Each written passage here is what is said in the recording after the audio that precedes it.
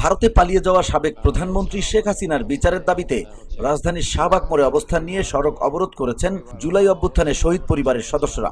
বৃহস্পতিবার বেলা 11:15টার দিকে তারা শাহবাগ মোড়ে অবস্থান নেন। অবরোধের কারণে শাহবাগ ও তার আশপাশে যান চলাচল বন্ধ হয়ে যায়। ধুলো, ময়লা ও ক্ষতিকর ধূলিকণা থেকে নিমিষেই মুক্তি দেয় চৌধুরী এয়ার পিউরিফায়ার।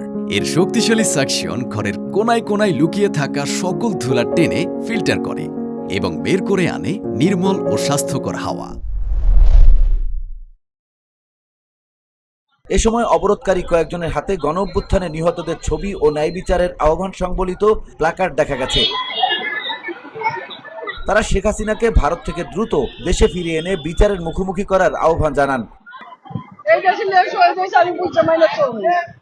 যারা ভাইরাল হয়েছে তাগুলো এই নাচানাচি আর আমগো কোনো খবরই নাই এবং শত শত মায়ের সন্তান গেছে।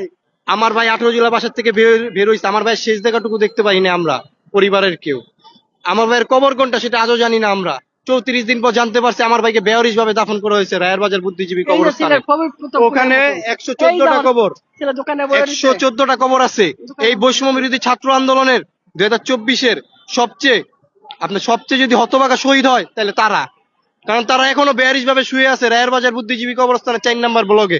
বেয়ারিশ সার্টিফিকেটে লেখা ছিল 18 জুলাই কাজলা মহাসড়কে তাকে টর্চার করে, ওই রাতে যে রাতে আমার ভাই বের হয়েছে 18 জুলাই তাকে টর্চার করে, প্রথমে টর্চার করছে, তারপর টর্চার করার পর পিছন থেকে গানশট দিয়ে 3টা গুলি করছে। আন্দোলনকারীরা বলেন, আমরা গণহত্যার বিচার ও সরকারি স্বীকৃতির দাবিতে অনেকের দুয়ারে গিয়েছি, কিন্তু সহানুভূতির পরিবর্তে অবহেলা পেয়েছি। আমার ছেলে মারা গেছে, কোনো আজ পর্যন্ত কোনো বিচার পাই নাই, কোনো বিচারের কোনো কেউ আমার ঘরে গিয়ে সান্ত্বনা দেওয়ার নিয়ে কোনো লোক কাজ নাই। সরকারের কাছে একটাই দাবি, ছেলে হত্যার বিচার চাই শুধু এই জন্য। আর একথা, আমাদের পাশে কেউ নাই, আমাদের তাড়ানোর মতন কোনো মানুষ নাই, আমাদের কোনো খোঁজ খবর নিতে আসছে না। শহীদ পরিবারদের যে অবস্থা, আসলে কেউ আমাদের দুঃখ বুঝতে চায় না, কষ্টটা বুঝতে চায় না।